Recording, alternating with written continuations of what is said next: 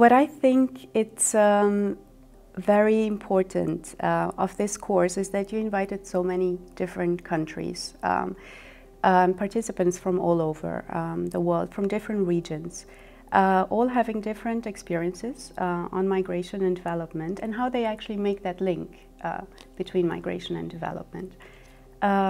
Your course treats mainstreaming migration as a topic and policy coherence, and those are two big words involving very, at times, complex issues.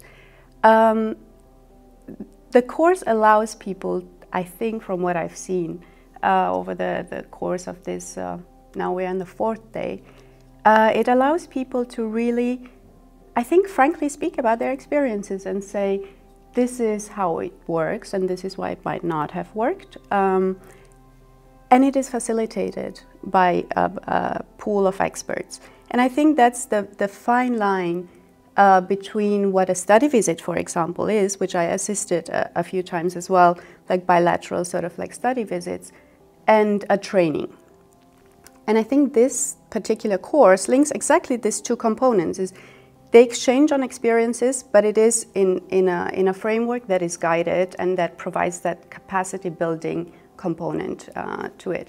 So yeah, I think that's why it's great to be here and to be able to talk to people mostly who are all more or less on the same facing the same challenges in different contexts though.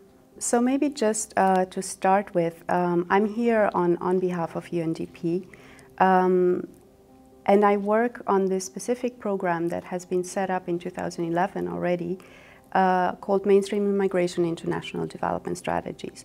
It's a joint UNDP-IOM program that is currently being implemented in 8 countries, and it's funded by the Swiss Development Cooperation Agency. When we talk about mainstreaming, I think policy coherence is an inherent part of it.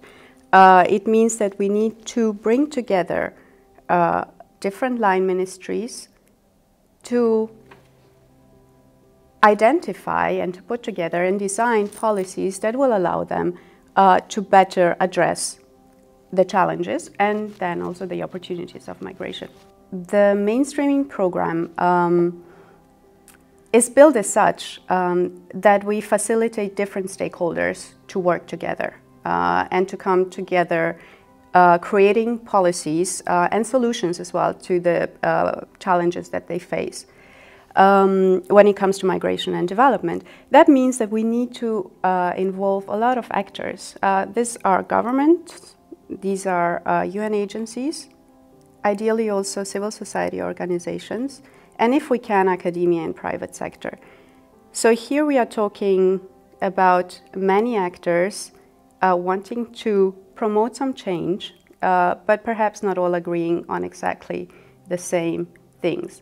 And I think our role as UN agencies, and especially you know, UNDP and IOM within this program, is to facilitate that process. And I'm thinking here about a few mechanisms that have been set up, and we've been talking about UN coordination earlier this morning. One of the structures that were established in some countries where United Nations country teams formed specific working groups on migration and development, or perhaps only on migration. That means you have all agencies coming together, if possible, or at least you know, the key actors coming together and discussing, like, how can we address this, and how can we influence or mentor somehow governments as well, or nudge governments into addressing some of the issues and reminding them that there are certain international frameworks that they may want to take into account when, you know, when they implement certain migration policies. So, you know, moving forward from this program, which I think is just one tool among many other tools that exist. For example, there's the global knowledge network on migration and development by the World Bank. There's a working group as well that has developed a dashboard of indicators to actually measure policy coherence. There are other actors who are trying to do that work on creating policy coherence between migration and development. Moving forward, we are facing today a very, I think, exciting moment in time where we are talking about the Sustainable Development Goals. For the first time, migration is in this framework.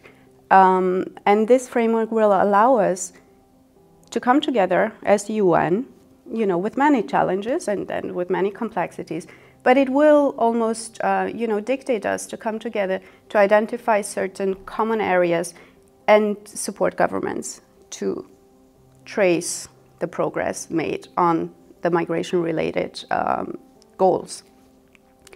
The second one is also the Global Compact on Migration and Refugees that is taking place today.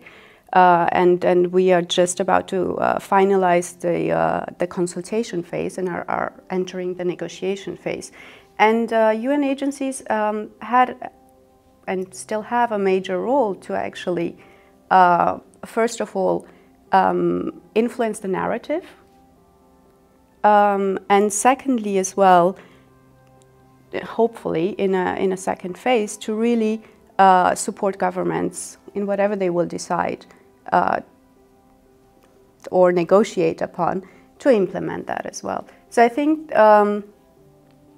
policy coherence we heard today is maybe an ideal, and I think so are the SDGs and so is the Global Compact on migration.